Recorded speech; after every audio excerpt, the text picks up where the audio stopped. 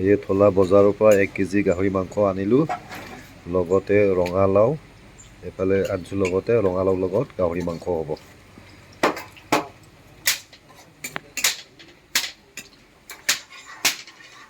মাংস বনাবৰ কাৰণে গৰম তেলত জুই আছোঁ মই।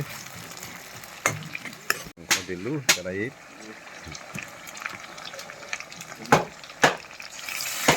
মাংস ভাজি আছোঁ এতিয়া।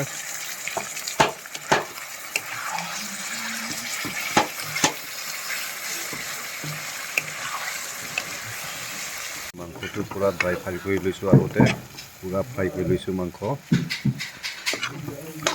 এই মাংস ভাজাত ৰঙালাও দিলোঁ,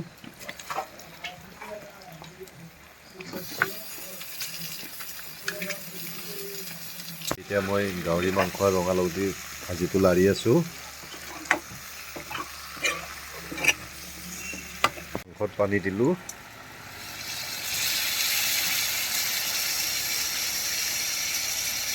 গুড মৰ্ণিং এভৰিৱান। এতিয়া মই গাহৰি মাংস আৰু ৰঙালাও দি বনাই আছোঁ গ্ৰেভি।